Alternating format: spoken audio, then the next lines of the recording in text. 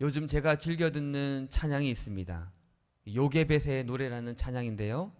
이 찬양의 모든 가사가 너무 은혜롭지만 특별히 오늘 제가 은혜가 되는 가사 한 구절을 여러분들께 소개해 드리고자 합니다.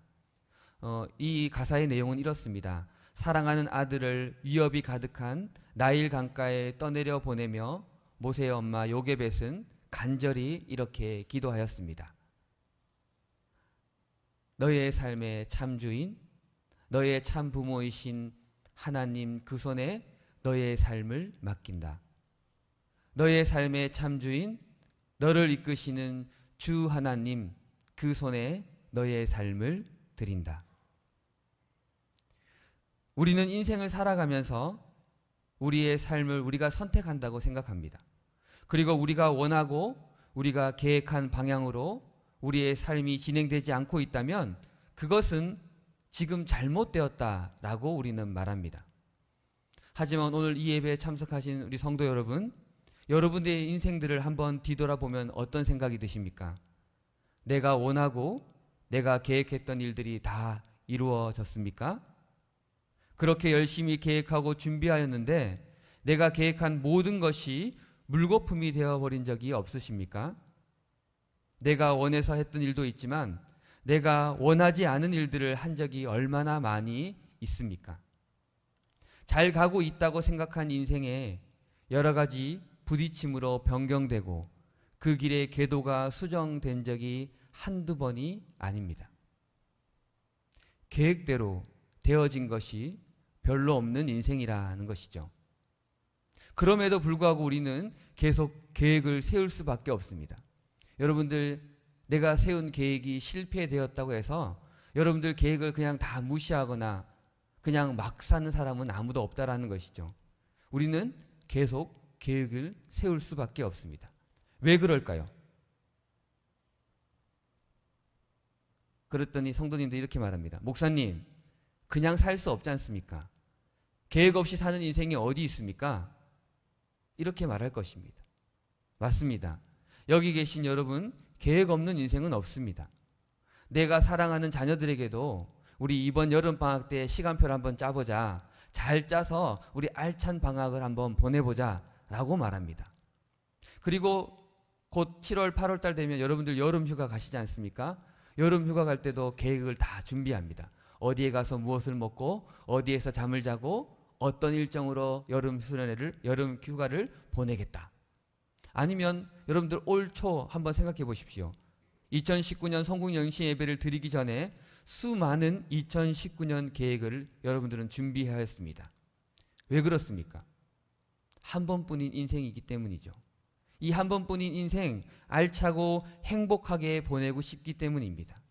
후회되는 삶을 살고 싶지 않기 때문이죠. 더 괜찮은 인생을 살고 싶기 때문입니다. 여러분들이 계획을 짜는 것이 잘못된 것이 아닙니다. 계획을 짠다라는 것은 내 인생을 좀 더 알차게 그리고 정말 괜찮은 삶으로 살고 싶기 때문이죠. 오늘 말씀 속에 엘리멜렉 가족들도 마찬가지입니다. 그들은 흉년이 든 이 고향 땅 베들레헴을 떠나 이방 땅 모압 지역으로 이사를 강행하였습니다. 왜 그렇습니까? 그들은 계획을 짜고 준비를 하여서 이사를 한 것이죠. 그 이유는 바로 흉년이 들었기 때문입니다. 고향에 흉년이 들어서 먹고 살기가 힘들어졌습니다. 엘리멜렉 가족들은 고향을 떠나 모압 지방으로 왔고 그곳에서 터전을 마련하였습니다. 고향을 떠났다라는 것, 여러분들 지금이야 이사 가는 것이 이삿집 센터에 전화해서 그냥 이사 가면 되지만 그 당시 이사라는 것은 자신의 목숨을 내어 맡기는 일과 같았다라는 것이죠. 쉬운 일이 하나도 없습니다. 자신의 터전인 고향, 자신의 보호막인 고향을 떠났다라는 것입니다. 그런데 그곳을 떠나겠다라고 생각했다면 그들이 얼마나 힘든 상황 가운데 있었냐라고 우리는 추측할 수 있다라는 것이죠. 힘들고 어려운 결정이었습니다. 그러나 그들은 고향을 떠났습니다.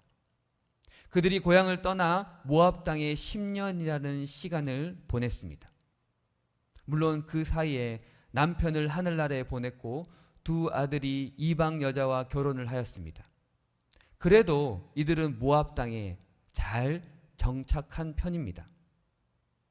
10년이라는 시간을 그곳에서 보냈다라는 것을 봐도 우리는 알 수 있습니다. 하지만 말씀은 거기까지입니다. 엘리멜렉은 죽고 그것도 모자라 두 아들까지 죽게 되었다라는 것이죠. 이제 이들에게 남아있는 가족은 나오미 그리고 모압의 여인 두 며느리 오르바와 룻이었다라는 것이죠. 이 세 명의 여자에게 더 이상 의지할 사람은 없습니다. 이들 앞에 아무것도 남아있지 않았습니다. 이 상황을 넘어설 수 있는 방법은 한 가지도 없었다라는 것이죠. 그 당시 여자 세 명이서 무엇을 할 수 있겠습니까? 이때 고향 땅에 이런 소식이 들렸습니다. 우리 함께 1장 6절 말씀 읽어보도록 하겠습니다. 그 여인이 모압 지방에서 여호와께서 자기 백성을 돌보시사. 이 소식을 들은 나오미는 이렇게 생각했습니다. 이방 땅에서 죽는 것보다 차라리 고향 땅으로 가는 것이 더 좋겠다. 그리고 두 며느리에게 각자 자신의 고향으로 가라고 강권하였습니다. 첫 번째 며느리는 어머니의 말을 잘 들어서 자신의 고향으로 떠났습니다. 그런데 이 두 번째 며느리가 문제입니다. 두 번째 며느리는 우리가 잘 알고 있는 말씀, 어머니의 하나님이 나의 하나님이 되시리니 라고 말하면서 떠나지 않는 것입니다. 그리고 어머니 나오미를 따라서 베들레헴으로 함께 떠났습니다. 지금 제가 말씀드렸던 이 말씀 너무나 잘 알고 있는 말씀이죠. 룻기 1장의 말씀을 제가 요약해서 여러분들에게 말씀을 드린 것입니다. 제가 왜 다시 한번 이들의 삶을 말씀드리냐면 엘리멜렉의 가족들의 삶이 다른 사람의 모습이 아니라는 것이죠. 바로 우리들의 모습과 아주 흡사하기 때문입니다. 무엇이 흡사하냐? 제가 세 가지를 말씀드리겠습니다. 첫 번째 흡사한 점, 이겨내는 방법입니다. 어떻게 이겨냈습니까? 이들은 합리적이고 더 설득력 있는 방법이 무엇인지 선택하였다라는 것이죠. 여러분들, 흉년이 든 베들레헴에서 사는 것이 합리적입니까? 그래도 좀 괜찮은 모압 땅으로 이사가는 것이 괜찮겠습니까? 고향 베들레헴은 흉년은 바로 자연재해입니다. 우리가 어쩔 수 없습니다. 아무런 방법도 없습니다. 해결 방법은 오직 한 가지, 벗어나는 것이죠. 그래서 그들은 떠났습니다. 어디로 떠났냐? 베들레헴에서 가장 먼 지역. 그래서 그들은 떠났다라는 것이죠. 베들레헴에서 가장 먼 이방 땅 모압으로 그들은 떠났습니다. 그런데 여러분, 이들만 떠난 것이 아닙니다. 우리들도 떠납니다. 어디서부터 떠나려고 합니까? 여러분들 떠나고 싶은 곳이 있으시죠? 위험한 곳, 실패의 자리, 나를 아프게 하는 곳에서 우리는 떠나려고 합니다. 나를 괴롭게 하는 곳에서 우리는 머물고 싶지 않다라는 것이죠. 왜냐하면 떠나면 해결되기 때문입니다. 그 자리에 있지 않으면 문제가 발생되지 않는다라고 생각하고 우리는 떠난다라는 것이죠. 그리고 새롭게 도착한 곳에 나의 안식처야, 내가 있을 곳이야 라고 우리는 자기 체면을 걸면서 그곳이 나의 안식처라고 말합니다. 하지만 여러분들, 항상 그 안식처라고 말하는 그곳, 새롭게 도착한 그곳, 우리의 문제가 새롭게 시작되는 곳이기도 합니다. 문제를 떠나서 새로운 곳에 가 있었는데 그곳에 또 새로운 문제가 생겨난다라는 것이죠.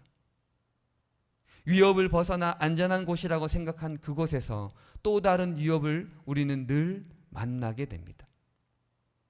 위협을 피했다고 생각하는 곳, 이제 피했어, 이제 떠났어, 이젠 괜찮아 라고 생각하지만 그곳에서 우리는 늘 새로운 문제를 만나게 된다라는 것이죠.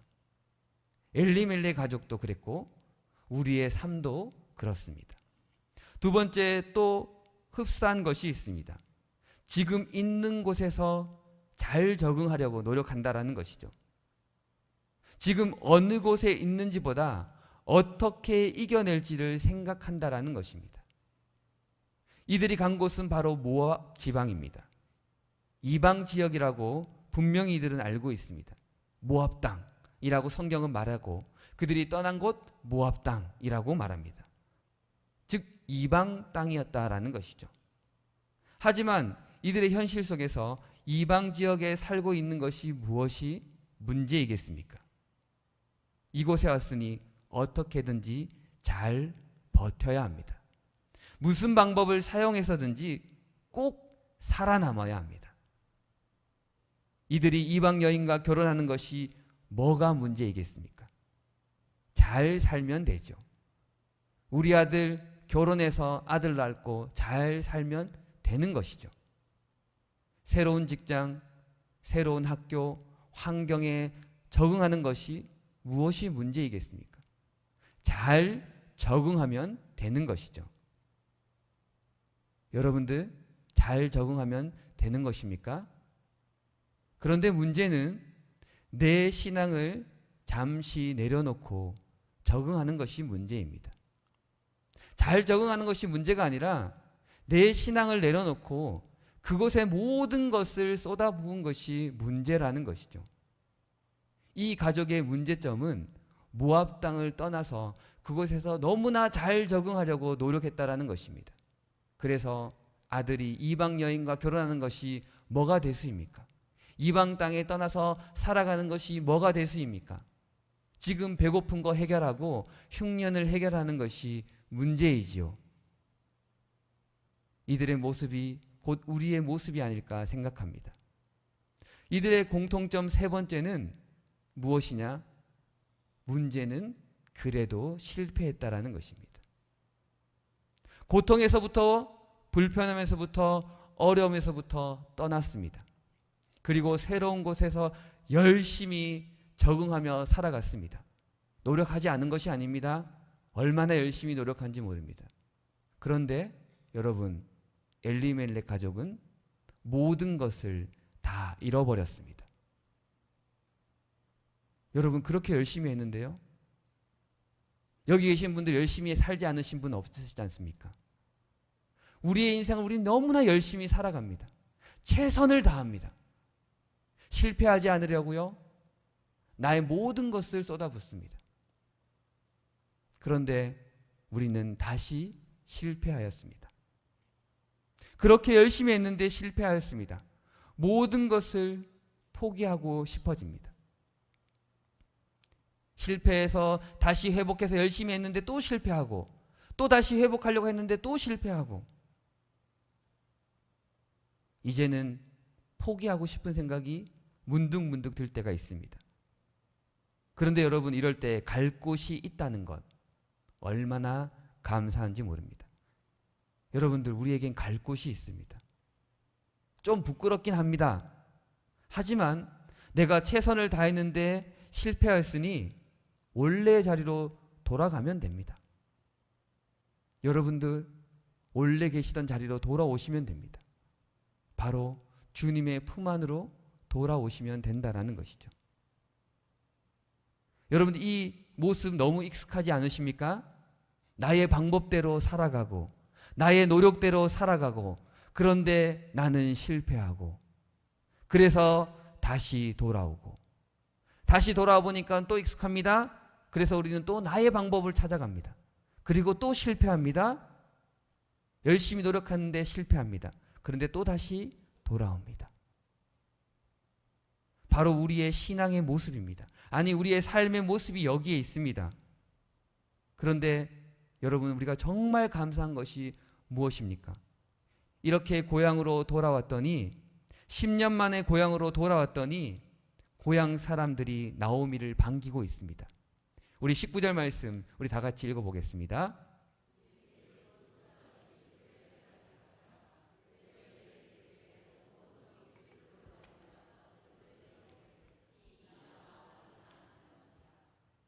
그렇게 내 마음대로 살고 내 방법대로 살고 다시 돌아와도 우리의 고향 되시는 주님께서는 우리의 이름을 부르신다라는 것이죠. 우리의 이름을 부르시면서 만나주고 계십니다. 네가 그 나오미냐? 아니 그 10년 전에 떠났던 그 나오미가 돌아왔냐? 너 마음대로 살고 싶어서 떠났는데 돌아온 사람 바라볼 때 저 사람 왜 돌아왔어 도대체? 아니 낯짝도 두껍지 왜 고향 땅에 돌아와가지고 말이야 라고 말한 것이 아니라 네가 나오미냐? 네가 돌아왔어? 주님께서 우리에게 이렇게 말씀하시는 거죠. 내 마음대로 살아가고 내 노력으로 살아가서 완전히 실패하고 삐죽삐죽 성전에 돌아왔더니 주님께서 너 왜 왔어? 너 마음대로 살고 있으면서 그냥 살지 왜 왔어? 라고 말씀하시지 않고 네가 돌아왔어? 그래 네가 돌아왔구나. 넌 나오미야. 라고 말씀하고 계시다는 것이죠. 그런데 여러분 오늘 말씀에 보면 나오미의 반응이 어떻습니까? 20절 말씀 우리 한번 읽어보겠습니다. 나오미가 그들에게 이르되 나를 나오미라 부르지 말고 나를 마라라 부르라. 이는 전능자가 나를 심히 괴롭게 하셨음이니라. 나오미는 자신을 나오미라고 부르지 말라라고 고향 사람들에게 이렇게 말합니다. 나를 놀리지 마세요. 내 모습을 보면 알지 않습니까? 내가 지금 성공하고 왔습니까? 왜 나를 괴롭게 하십니까? 전 희락이 아니라 전 괴로움입니다. 전 실패자입니다. 전 괴로움 받고 살아가는 사람입니다. 전 이렇게 살아갈 사람들입니다. 라고 나오미는 말했다라는 것이죠. 하나님이 저를 괴롭히셨습니다. 하나님이 저를 실패시키셨습니다. 여러분, 하나님이 실패시키셨습니까? 자기의 노력으로, 자기의 방법으로 열심히 살아와 놓고 지금 와서 하는 말이 하나님이 나를 마라라고 만드셨습니다. 나오미는 고향 사람들에게 이렇게 말했습니다. 하나님의 간섭하심으로 인해 내 삶이 마라가 되었습니다. 하나님께서 내 삶을 힘들게 하셨습니다. 내 삶은 나의 것인데 왜 하나님이 나의 삶을 간섭하십니까? 하나님, 그만 좀 간섭하십시오. 그만 좀 마라 만드십시오. 여러분, 마라라는 단어는 출애굽기 15장에 나오는 물이 써서 마시지 못할 때 하나님께서 변화시켜서 마시게 한 지명에서 나온 단어입니다. 우리 출애굽기 15장 23절 말씀 다 같이 읽어보겠습니다. 마라에 이르렀더니 그곳에 물이 써서 마시지 못하게 했으므로 그들이 이름을 마라라 하였더라. 나오미는 고향 사람들에게 하나님께서 나를 마라로 만드셨다라고 말하고 있습니다. 혹시 오늘 여러분 나의 삶을 하나님께서 마라로 만드셨다라고 생각하십니까? 여러분 지금 여러분들의 삶은 어떤 삶에서 마라입니까? 내가 정말 마라의 삶인 것 같다라고 느끼시면 한번 살펴보십시오. 첫 번째, 나오미는 자신의 삶이 왜 마라이냐? 떠나는 것이었기 때문입니다. 떠났기 때문입니다. 나오미의 삶은 흉년을 피해 떠났고 남편을 잃고 아들을 잃고 다시 고향으로 떠났습니다. 그의 삶은 떠나는 삶이었습니다. 모압 땅으로 떠났고요. 모압에서도 베들레헴으로 다시 떠났다라는 것이죠. 그의 삶은 떠나는 삶입니다. 그녀에게 이것이 바로 마라였다라는 것이죠. 떠나는 것. 우리에게 마라가 되는 것은 떠나는 것입니다. 우리도 그렇습니다. 괴롭게 하는 곳에서 떠나고 힘들게 하는 곳에서 떠나고 어려운 곳에서 떠나고 싶어 합니다. 그런데 여러분, 떠나는 것이 문제가 아니라 떠나는 이유가 문제라는 것이죠. 왜 떠납니까? 내가 힘들기 때문입니다. 내가 괴롭기 때문입니다. 내가 어렵기 때문입니다. 하지만 여러분, 예수님의 삶은 내가 아니었습니다. 만약에 예수님이 내 삶의 기준이 나야 라고 말씀하시고 힘든 자리를 피하시고 괴로운 자리를 피하셨다면 여러분 어떻겠습니까? 주님께서는 가장 괴로운 자리, 정말 피하고 싶은 자리, 그 십자가의 자리에서도 떠나지 않으셨습니다. 우리는 지금 내 입술로 나의 삶은 마라입니다 라고 말하지만 그것은 내가 떠났기 때문입니다. 바로 내 기준으로 판단하고 떠났기 때문에 우리의 삶이 마라가 된 것이죠. 하지만 만약 하나님께서 나를 움직이신다면 이것이 마라이겠습니까? 떠나는 것이 마라가 아니라 내 기준으로 떠나는 것이 마라라는 것이죠. 두 번째 마라의 삶, 잃어버리고 소멸되어지는 삶입니다. 나오미가 고향 사람들에게 자신을 마라라고 부르게 한 이유 두 번째는 바로 모든 것을 잃어버렸기 때문이라는 것이죠. 남편을 잃고 두 아들을 잃은 것, 누가 봐도 슬픈 일이죠. 괴로운 일입니다. 그녀는 흉년을 채우기 위해서 떠났습니다. 그 채우기 위한 행동, 결과 모든 것이 잃어버리게 된 것이죠. 채우려고 하였지만 모든 것을 잃어버리고 소멸되게 한 것입니다. 우리의 생각에 이것이 분명히 마라입니다. 내가 움켜쥔 것들 소멸되고 내가 가진 것들이 없어지는 것, 마라입니다. 잃어버리고 소멸됨, 이 단어 자체가 마라라고 말할 수 있습니다. 하지만 만약 여러분 나오미가 이 모든 것을 잃지 않았다면, 자신의 손에 있는 모든 것이 소멸되지 않았다면 그녀가 다시 고향에 돌아올 수 있었겠습니까? 돌아올 생각을 했겠습니까? 우리의 삶 가운데 소멸되고 빼앗기고 없어진다는 것, 그것만큼 괴롭고 힘든 일이 어디 있겠습니까? 하지만 여러분, 채워진 잔을 비우지 않으면 새로운 것을 채울 수 없습니다. 우리는 이 사실을 기억해야 합니다. 하나님께서 비우시는 이유, 바로 채우시기 위함이라는 것이죠. 주님께서 우리가 부르짖을 때 주님 왜 저의 모든 것을 빼앗아 가십니까? 왜 제 것을 가져가십니까? 라고 말할 때 주님께서 이렇게 말씀하십니다. 내가 너에게 더 좋고 풍성한 그리고 아름다운 것으로 채우기 위해서 지금 너의 잔을 비우고 있단다. 우린 지금 내 것이 소멸됨이 마라라고 하지만 주님께서는 비우시고 다시 채우시고 계심을 우리는 믿어야 합니다. 그렇다면 이 두 번째도 우리에겐 진짜 마라가 아닙니다. 정말 마라는 무엇이냐? 바로 우리의 삶이 사사시대이기 때문입니다. 사사기 21장 25절 말씀 우리 다 같이 한번 읽어보겠습니다. 그때 이스라엘에 왕이 없으므로 사람이 각기 자기의 소견에 옳은 대로 행하였더라. 위에 나온 것 분명히 우리의 삶의 마라라고 말할 수 있죠. 하지만 정말 우리에게 괴로움, 슬픔, 우리의 삶의 마라는 바로 사사시대라는 것이죠. 바로 우리의 진정한 삶의 주인 하나님, 그 하나님이 계신데도 우리는 여전히 왕이 없는 사람들처럼 행동하고 있다는 것이죠.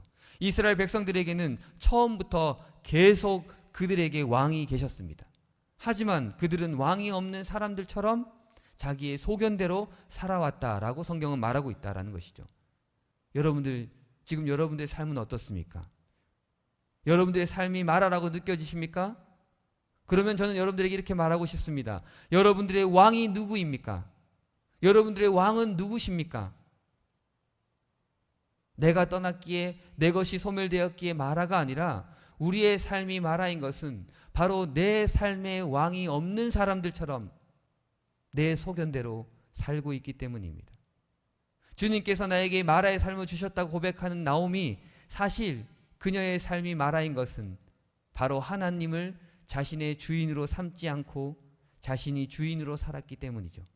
자신의 소견대로 떠났고 자신의 모든 것이 사라졌기에 그는 마라의 삶이 된 것입니다.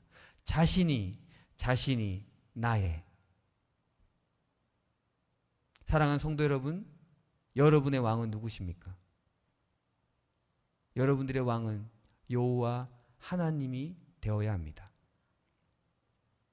내 삶은 마라라고 생각하십니까? 그렇게 생각하면 살고 있는 우리들에게 하나님께서는 우리에게 이렇게 말씀하십니다. 너의 삶은 마라가 아니라 나오미야. 내가 널 그렇게 부를 거야. 넌 나오미야. 넌 나오미야. 넌 나오미야. 여러분들, 하나님께서 여러분들을 부르실 때 마라라고 부르시지 않습니다. 여러분들을 나오미라고 부르신다라는 것이죠. 왜 그렇습니까? 주님께서는 내가 누구에게 은혜를 입으며 그를 따라 이삭을 주겠습니까? 라는 이 질문에 답을 주셨습니다. 두 명의 여자, 굶어 죽을 수밖에 없는 운명에 처해져 있습니다. 분명히 고향 땅에 양식이 있다라는 소문을 듣고 왔지만 두 여인에게 주어진 것은 하나도 없습니다. 룻은 타작이 시작된 밭에 이삭을 줍기 위해 떠났습니다. 이때 하나님께서 그녀에게 보아스를 보내주셨다라는 것이죠. 마라라고 생각하며 살고 있는 우리들에게, 아니 우리의 현실은 마라입니다라고 생각하는 우리에게 여호와 하나님께서 우리를 위해 보내주신 분이 계십니다. 바로 예수 그리스도이십니다. 또돌이 삶을 살며 잃어버린 삶을 살고 있는, 내 삶의 주인이 나라고 어리석게 생각하고 살고 있는 우리에게, 그래서 자신의 삶이 마라라고 한탄하고 살고 있는 우리에게 하나님께서 구원자 예수님을 보내주셨습니다. 지금 우리에게 찾아오신 예수님은 어떤 분이십니까? 우리 4장 6절 말씀 우리 다 같이 읽어보겠습니다. 그 기업 물을 자가 이르되 나는 내 기업에 손해가 있을까 하여 나를 위하여 물으지 못하노니 내가 물을 것을 내가 물으라 나는 물으지 못하겠노라 하는지라. 보아스는 자신의 손해를 감수하고서도 이들의 기업 물을 자가 되기로 결정하였습니다. 오늘 여러분 앞에 찾아오신 그분, 자신의 모든 권세를 내려놓으시고 모든 곳에 손해를 보시고 우리 앞에 오신 그분, 그리고 마라라고 한탄하며 살고 있는 우리들에게 나옴이라고 말씀하시는 그분이 지금 여러분들 앞에 있습니다. 저는 여러분들이 이런 고백이 되기를 원합니다. 4장 15절 말씀 우리 읽어보겠습니다. 이는 내 생명의 회복자이며 내 노년의 봉양자라. 곧 너를 사랑하며 7 아들보다 귀한 내 며느리가 낳은 자로다 하니라. 여러분들 앞에 있는 이분이 이렇게 말씀하십니다. 우리의 생명의 회복자이며 우리의 봉양자이시다. 우리가 사랑하시는 그분이다.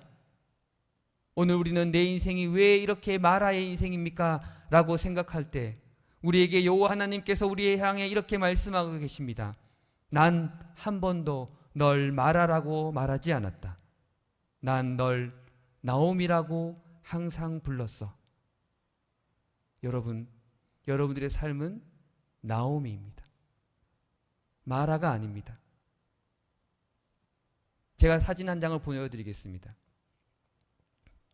잘 보시면 물컵에 물이 담겨져 있고 빨대가 꽂혀져 있습니다. 저 빨대가 고든 빨대일까요? 아니면 휘어진 빨대일까요?